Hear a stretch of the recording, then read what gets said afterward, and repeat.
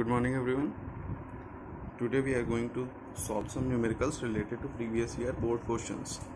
So first question is, two bulbs rated P1V and P2V are connected in series and in parallel across a supply capital V. Find the power dissipated in the two combinations in terms of P1 and P2. So here two bulbs, firstly we will connect them in series, then we will connect them in parallel. So for series,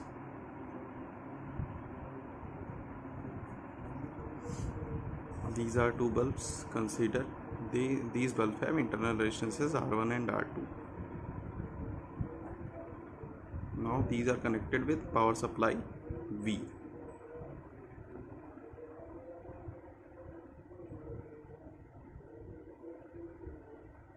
In this case, consider its resistance R1 and R2. Power ratings are P1, V, P2, V.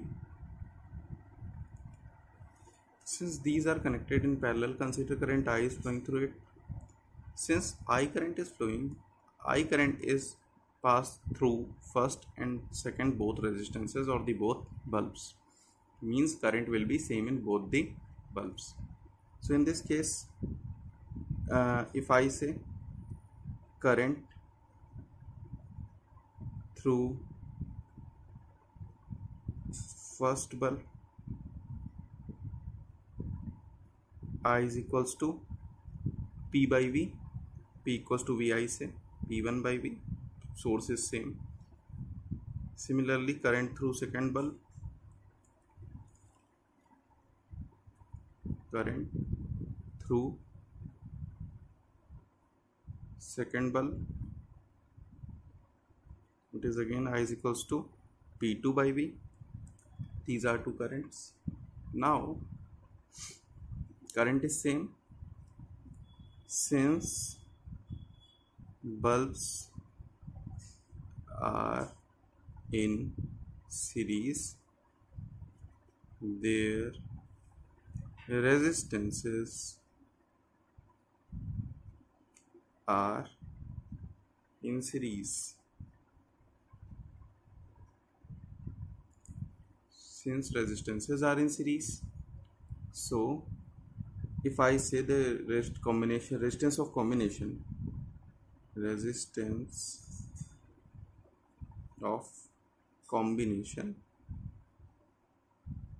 can be written as S is equals to R1 plus R2.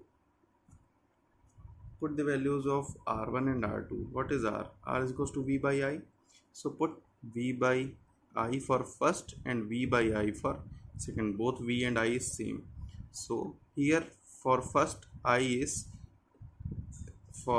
one, I current is P1 by V. So put V upon P1 by V plus V upon P2 by V. These are values of I in first and second, just because both currents are same. So here RS will be equals to R1 plus R2. It is equals to V square by P1 plus V square by P2. So it is V square take outside, P1 plus P2 upon P1 P2. So RS is this, the resistance combination. So power dissipated, since the combination of bulbs are connected in series and with same voltage V, so P power dissipated in series is equals to V square by R, RS, or I square R.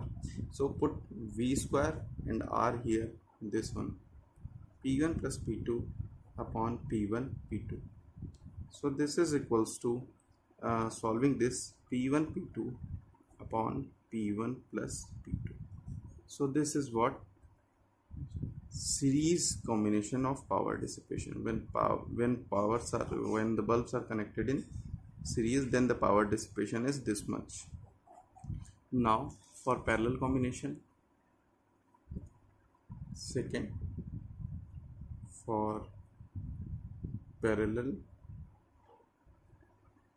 Parallel के लिए bulbs को parallel जोड़ दीजिए. Consider these two bulbs are there and this one is connected in supply V, P1V, P2V. Consider their resistances as R1 and R2. This time resistances are connected in parallel, but consider I. Current I is flowing here and here at junction current will be distributed as I1 and I2, not the same current. कुछ current उधर, कुछ current इधर. So in parallel, I is equals to I1 plus I2. I is the total current passing through first one I1, second one I2. Now put the values of I1 and I2. I1 is equals to P by V. P is equals to VI say P1 by V plus I2 is equals to P2 by V from the second bulb. So this is equals to I1 by V P1 plus P2. Alright. Now as this is V, take it outside here. P1 plus P2. Equation 1. Here Vi is equals to what? The total power dissipation. Why? The total voltage is V and the total current is I.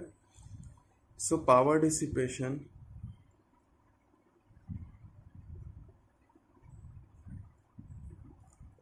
dissipated P for parallel is equals to Vi is equals to P1 plus P2. So this time only addition of power. Now next question. Here again two bulbs. This one is asked in CBSE 2018. Two bulbs P and Q have their resistances in the ratio 1:2. They are connected in series across a battery. Find the ratio of power dissipation in these bulbs. See, resistances in the ratio, they are connected in series. So I have to mark this. Now these bulbs P and Q are connected in series. Connected across a battery. No. आप ऐसे भी कर सकते हैं कि battery है. Now these are bulbs P and Q. These are connected in series. कोई भी करंट यहाँ से निकलेगी तो दोनों में से सेम करंट पास होगी. I यहाँ पे भी, I यहाँ पे भी. इनके रेजिस्टेंसेस अगर R1 और R2 ये हमने माना अपने से. Alright. So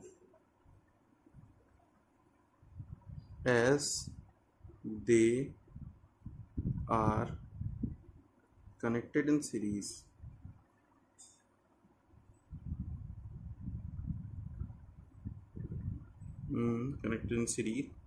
so current will be same through them. Current will be same in two bulbs, same in bulbs. Now for current, I is equals to V equals to IR. I is equals to V by R1, and here I is equals to V by R2. Current is same. And power, ये ना भी लिखें तो चलेगा ऊपर वाला expression. P is equals to, for P1 first power is equals to P is equals to I square R1 and P2 is equals to I square R2. Here the current is same, resistances are different, power 1, power 2. Now take ratio. P1 by P2 is equals to, take ratio I square by R1, I square by R2. It is equals to R1 by R2. Resistances ratio है 1:2. Question में दिया है 1:2. Put it here. 1/2. R1 by R2 दिया था. So P1 by P2 is equals to how much? 1/2. Power dissipation ratio क्या हो गया? 1/2. ठीक है, तो ये क्वेश्चन हो गया. Now next, this one is asked in CBSE 2019. I think this one asked in any other state, just because I have never seen this question in 2019 question paper. If a wire of resistance capital R is stretched to n times without affecting resistivity and then it is cut into n equal parts. देखिए एक wire लिया, उसको n times लंबा किया खींच के, तो उसकी एरिया चेंज होगा, तो यानी हमें एरिया चेंज क्या हुआ है वो निकालना पड़ेगा without affecting resistivity and then it is cut into n equal parts. Now all the parts are connected in parallel. What will be the new resistance? During stretching, area will be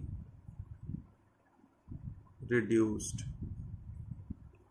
So as volume does not changes, volume change नहीं होता ना खींचने पे, so consider volume, देखिए volume वाला V है, voltage वाला नहीं, is equal to area cross sectional area multiplied by the length. A क्या है? क्रॉस सेक्शनल एरिया, ये इसका क्रॉस सेक्शनल एरिया हो गया. अब देखिए ये तो चेंज नहीं होने वाला, तो यहाँ से A is equal to V by L होगा, equation 1, the cross sectional area. Now resistance initially बिना स्ट्रेचिंग के हम वॉल्यूम के फॉर्म में रिप्रेजेंट कर सकते हैं.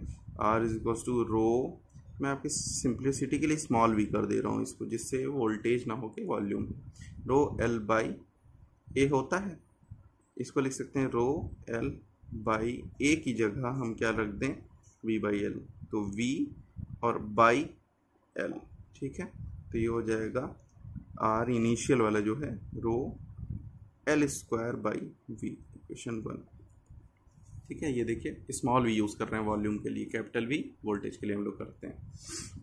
Now after stretching n times, n times pen length अगर इंक्रीमेंट कर लिया तो n से क्या बन जाएगा? NL हो जाएगा, सॉरी L से NL हो जाएगा. तो R डैश नया वाला जो रेजिस्टेंस है वो क्या होगा? इज इक्वल टू रो, इस L में NL हो जाएगा, NL होल स्क्वायर बाई ये वॉल्यूम. तो it is equals to n square बाहर ले लें, rho L square by V.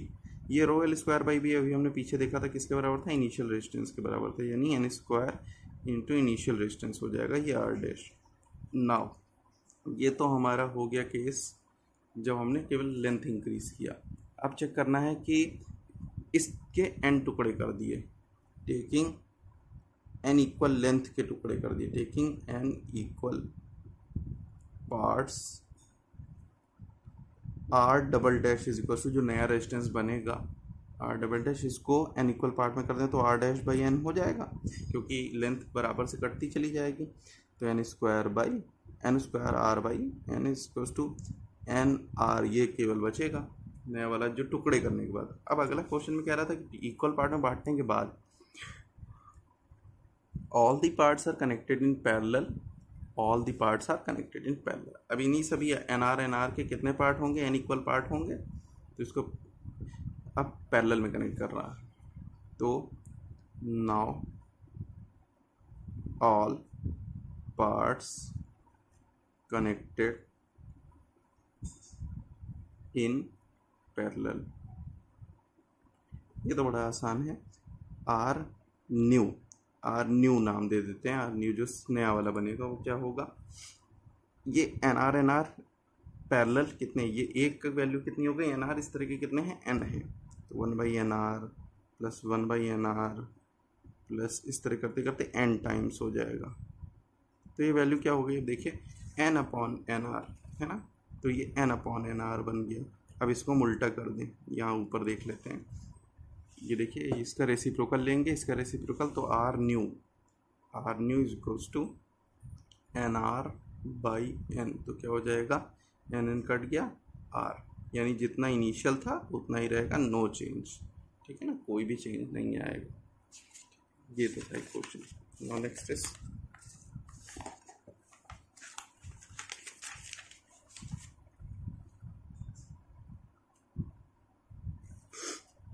One more question is there. 10 volt cell of negligible internal resistance is connected in parallel across a battery of EMF 200 volt and internal resistance 38 ohm. Find the value of current in the circuit. यहाँ देखिए दो methods हैं. हम Kirchhoff voltage law भी लगा सकते हैं और किरचॉफ और ये सिंपल मैथमेटिकल कैलकुलेशन इलेक्ट्रिसिटी वाला करके भी सॉल्व कर सकते हैं. तो यहाँ देखिए क्या है, एक 10 वोल्ट का सेल लगा हुआ है जिसका इंटरनल रेजिस्टेंस नेग्लिजिबल है, यानी कोई रेजिस्टेंस यहाँ नहीं बनाया. एक 200 वोल्ट की बैटरी से जुड़ा है, 200 वोल्ट, ठीक है ना, प्लस माइनस पैरेलल में जुड़ा है, इसलिए मैंने ऐसे जोड़ा है. सीरीज में होता तो ये 1/1 होता, ये उल्टा जुड़ा है ना. तो यहाँ 38 ओम इसका इंटरनल रेजिस्टेंस है, 38 ओम. ये हो गया 10 वोल्ट. अब देखिए यहाँ पे क्लियर है कि ये और ये पैरेलल है. यहाँ हम KVL लगा देते हैं, किरचॉफ वोल्टेज लॉ. हमने अपना ट्रावर्सल ये मान लिया कि हम इस तरह से नापेंगे. तो अब देखिए इधर से हम इधर जा रहे हैं, पहले क्लॉकवाइज है ना, तो हम पहले ऐसे जाएंगे फिर ऐसे. तो इधर से माइनस से प्लस जा रहे हैं, यानी ये वाला पॉजिटिव में, EMF पॉजिटिव में. जब इधर से इधर जाएंगे ऐसे क्लॉकवाइज में तो पॉजिटिव से निगेटिव, यानी ये वाला निगेटिव में. और बचा अब इधर इक्वल के इधर क्या लेते हैं, IR लेते हैं. जब इधर ले रहे हैं, करंट हमारी बड़े वाले में से निकल के छोटे वाले की तरफ ऐसे जा रही है, तो यानी करंट की I हो गई. मान लीजिए करंट I है, तो अब देखिए करंट ऐसे पास हो रही है और करंट की डायरेक्शन में ही हमारा ट्रावर्सल है, यानी ये वाला IR जो होगा ये पॉजिटिव होगा, यानी I × 38 ओम होगा. तो ये वैल्यू हो गया 190 = I × 38. सो I = कितना हो गया, 190/38. कितना हो गया, 19 10 19 2 5. सो I = 5 एम्पियर. तो ये हमारा किरचॉफ वोल्टेज या मेश रूल्स है, इजीली सॉल्व हो गया. ठीक, इसको आप अलग से भी कर सकते थे. कैसे कर सकते थे, 200 में से 10 घटा देते, क्योंकि ये दोनों अपोजिट जुड़े हैं, 190 हो जाता. फिर वोल्टेज पता चल जाता है, R को डिवाइड करते तो V/R = I आ जाता. अब देखिए one more question is there. अच्छा, इसका फिगर मुझे देखना पड़ेगा. चलिए इसको पहले बाद में सॉल्व करेंगे. फिगर इसका नहीं, इस वाले को देख लेते हैं. Yes, using Kirchhoff rules, calculate the current through 40 ohm and 20 ohm resistors in the following circuit. Here, this one is the circuit. 40 ohm और 20 ohm वाले से करंट निकालनी है. देखिए सबसे पहले तो हम इन लूप, पहले ऊपर वाला देख लेते हैं, ABCD ये ले लेते हैं. ये हो गया, हमने ऐसा ट्रावर्सल मान लिया. ठीक है, अब इसमें से पहले मुझे करंट बना लेनी चाहिए, क्योंकि यहाँ कोई भी करंट नहीं बनी है. तो देखिए ये 40 वोल्ट है, ये 80 वोल्ट है. किस वाले की करंट चलेगी, ये वाली करंट यहाँ से चलेगी, I1. ये ऐसे आएगी, यहाँ I1, यहाँ आएगी ये I. अब देखिए यहाँ पे ये करंट I1 नहीं आएगी, दो पार्ट में जाएगी. ठीक है ना. अब देखिए कौन कौन सी जाएगी. यहाँ से निकलेगी करंट I2, यानी यहाँ करंट कौन सी है, I2. यहाँ करंट कौन सी है, I2. जब I1 इधर आ रही थी, इसमें से I2 इधर, क्योंकि ये छोटा है इसलिए मैंने इधर से निकलता बताया. ये बड़े वाले की करंट ज़्यादा इफेक्टिव होगी. यहाँ तक तो I1 आ रही थी, अब यहाँ से ये वाली करंट इधर से निकाला तो ये पीछे क्या है, I2 करंट जो इधर है, तो I1 में से I2 बची हुई करंट इधर, यानी ये वाली क्या है, I1 - I2. ठीक है. अब आप ये देखिए करंट यहाँ तक ऐसे जा रही है, I2. अब ये इधर ये ऐसे को जा रही है, इधर वाली ये करंट कौन सी होगी. अब देखिए ये I1 - I2 इधर है. ठीक है ना. तो अपने आप ही दिख रहा है कि ये वाली करंट I1 - I2 है. ये इफेक्टिव करंट यहाँ बनाने की ज़रूरत नहीं है. ठीक है. तो ये आपको कुछ समझ में आ रहा है कि यहाँ वाली बड़ी करंट फिर ये दो पार्ट में बढ़ गई I2, और ये आगे जाके मिल जाएगी I1 से. ठीक है ना, I1 - I2 से मिल जाएगी. तो ये यहाँ पे केवल I1 फिर से बन जाएगी. तो फिलहाल ये हो गया हमारा ट्रावर्सल. तो ABCD वाले लूप में देखिए KVL लगा रहे हैं. क्लॉकवाइज है, पहले ये वाले से शुरू करते हैं. निगेटिव से पॉजिटिव चल रहे हैं क्लॉकवाइज में, तो 80 पॉजिटिव में. क्या और कोई EMF है इस लूप में, नहीं है, तो इक्वल लगा लेते हैं इधर. अब रेजिस्टेंस देखिए, ये ट्रावर्सल भी मेरा इधर, करंट भी इधर, तो 20 ओम वाला पॉजिटिव, I1 × 20, I1 × 20. अब ऐसे घूम के आए, यहाँ पे करंट कितनी है, 40 ओम वाला भी इसी लूप का पार्ट है, 40 ओम. लेकिन यहाँ करंट कितनी है, I1 - I2 ट्रावर्सल की डायरेक्शन में, ट्रावर्सल की डायरेक्शन में है. हाँ ठीक है. तो +40 I1 - I2. ये हो गया हमारा। अब देखिए यहाँ ये तो पहले लूप में हो गया, इसको सॉल्व कर लेते हैं। 20 से डिवाइड करते हैं, 20 चौक 80, I1 और ये प्लस 2I1 माइनस 2I2 तो ये हो गया 4 equals to 3I1 minus 2I2, equation 1। ठीक है। नाउ सेकेंड लूप 2 देखिए, ये वाले में ऐसे मान लीजिए। अब देखिए यहाँ पे क्या है, 1 बाई 1 लिखते चलते हैं। देखिएगा इन लूप DCFE और D, ठीक है ना, मतलब बात वही है कि नीचे वाला। अब देखिए यहाँ पे 40 वोल्ट माइनस से प्लस, हमने ट्रावर्सल ऐसा लिया तो माइनस से प्लस पॉजिटिव, यानी 40 positive, it is equals to, now there is no any other EMF, so 40 current ऐसे ट्रावर्सल ऐसे, यानी 40 वाला माइनस की तरह काउंट होगा, यानी -40 इंटू I1 माइनस I2। दिख रहा है ना, उल्टा हो गया। ट्रावर्सल हमने नापना इधर, करंट इधर, नाप हम इधर रहे हैं। ये वाले में देखो करंट की दिशा के साथ ही है 10 ओम I2 और वो, तो प्लस 10 इंटू I2, ये सब ध्यान रखना है बहुत ज़्यादा। अब इन्हीं दोनों, ये देखिए ये इक्वेशन में 10 से डिवाइड हो जाएगा, तो ये हो जाएगा 4 is equals to -4I1 plus 4I2 plus ये हो जाएगा I2, तो ये वैल्यू हो गई -4I1 प्लस 5I2 और 4। अब देखिए पहली वाली इक्वेशन लिख लेते हैं, दूसरी ये है, पहली ये है 3I1 माइनस 2I2। अब थोड़ा सा अगर जल्दी करना हो तो ऊपर वाले में 2 से मल्टीप्लाई, नीचे वाले में नीचे वाले में 5 से मल्टीप्लाई, तो 2 चौक 8 और 2 चौक 8, ये बन गया। इस वाले को इक्वेशन लिख देते हैं 8 is equals to -8I1 plus 10I2, और सिमिलरली ये नीचे वाले में हो जाएगा 4 पंजे 20, 15 I1 माइनस 10 I2। अब देखिए यहाँ पे सीधे जोड़ दीजिए इसको, टू इक्वेशन 2 अननोन से, तो हो जाएगा 7I1 इज इक्वल्स टू 28, यानी सीधे से दिख रहा है I1 is equals to 4 ampere. I1 4 ampere आया। I2 अगर हमें निकालना है तो किसी भी एक इक्वेशन में I1 रखते हैं, तो 4 यहाँ पे 4 रखते हैं। 4 चौक 16, इधर गया 16 4 20, 4 से डिवाइड किया तो बचा I2 की वैल्यू कितनी आ गई, नहीं ये वाला यहाँ नहीं, ये 4 चौक 16 4 20 अपॉन 5, यानी I2 भी क्या आ जाएगा, 4 आ जाएगा। I2 इज इक्वल्स टू भी 4 एम्पियर आ जाएगा। अब I1 मान देखो, अब अपने फिगर में चलते हैं। 20 ओम से कौन सी पास हो रही है, I1 केवल, यानी यहाँ से कौन सी पास होगी, 4 ओम।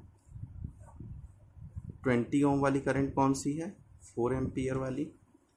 अक्रॉस 40 ओम वाली कौन सी है, 40 ओम वाली। अब ये आपको दिख रहा है I1 माइनस I2 कितनी होगी, 4 माइनस 4 कितनी हो जाएगी, 0 एम्पियर। ठीक है ना, यानी 40 ओम वाले से कितनी एम्पियर पास हो रही है, 0 एम्पियर पास हो रही है। तो ये था हमारा अगला न्यूमेरिकल। अब आप देखिए एक जो न्यूमेरिकल जो हमने पीछे छोड़ा उसको भी देख लेते हैं। देखिए इसमें जो क्वेश्चन था उसका मैं फिगर पहले ड्रॉ कर दे रहा हूँ जल्दी से।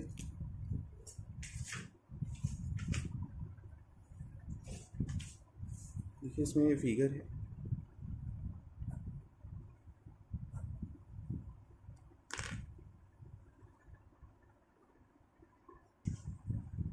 हाँ, तो देखिए ये है हमारा फिगर। अब देखिए इस फिगर में ये कह रहा है कि बी और डी के अक्रॉस पोटेंशियल कितना होगा या वोल्टेज कितना होगा वो निकालना है। देखिए यहाँ पे 4 सेल्स जुड़े हैं, तो किसी में EMF वो जो इंटरनल रेजिस्टेंस है वो साइड में लिखा हुआ है 2 ओम 1 ओम 3 ओम, और EMF 2 वोल्ट 1 वोल्ट 3 वोल्ट इस तरह लिखा। हमें सबसे पहले इसका EMF के साथ वाला फिगर बना लेना चाहिए, इस पोटेंशियल के साथ इंटरनल रेजिस्टेंस वाला EMF वो बना लेना चाहिए फिगर। देखिए इसका 2 ओम है, 2 ओम इंटरनल रेजिस्टेंस अलग, सेल अलग, ठीक है ना। तो देखिए बन गया। अब देखिए इसमें हमने कुछ करंट्स मान लीजिए I करंट यहाँ से पास होती है, तो I करंट यहाँ से यहाँ तक आएगी। अब यहाँ पे 2 अलग अलग टर्म्स में बढ़ जाती है, I1 और I2, ठीक है ना। अब ये I1 I2 करंट इधर से पास हो रही है, ये जो 3 वोल्ट वाला है इसके थ्रू I2 करंट यहाँ आगे बढ़ती है। देखिए I2 इन दोनों के कंप्लीट उसके कारण है, इफेक्ट के कारण है। I2 अब आगे जाके ये I1 इधर से आई, I2 इधर से आई, फिर ये इसने कंप्लीट कर लिया। तो हमने ये करंट अपने से समझ लिया कि हाँ ये अलग अलग पोटेंशियल्स के अकॉर्डिंग कैसे करंट काम कर रही है। अब देखिए इसको सबसे पहले हम जल्दी से अलग अलग इक्वेशंस लिखते थे। तो सबसे पहले i equals to i1 plus i2 होगा, ठीक है ना, ये तो हमको सामने ही दिख रहा है। अब उसके बाद किरचॉफ लॉ अगर हम इस वाले में लगा लेते हैं, है ना, ये नीचे वाले में, पहले इस वाले में लगा लेते हैं ऊपर वाले में, तो ये वैल्यू हो जाएगी 2i, ठीक है ना, प्लस i, देखिए i ये वाले से, plus 2i1 is equals to, ये देखिए i1 ये वाली करंट से, 2i1 is equals to 2 minus 1, ठीक है ना। सिमिलरली अब इसको सॉल्व कर लीजिए तो हो जाएगा 3i plus 2i1 is equals to 1।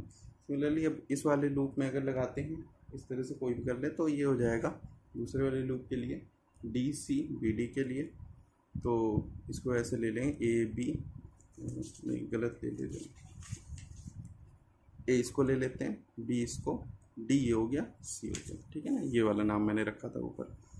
तो ये जब हो गया तो ये बन गया 3i2 plus i2 minus 2i1 is equals to 3 minus 1। थोड़ा जल्दी कर रहा हूँ इसको दिखाने के लिए, 3 माइनस 1 है ना, ये i2 करंट इस वाले में लेते हुए और इस तरह का ट्रावर्सल लिया है मैंने। आप लोग खुद भी ट्राई करिएगा तो ज़्यादा ईजिली समझ में आएगा। अब देखिए ये बन गया हमारा 4i2 minus 2i1 is equals to 2।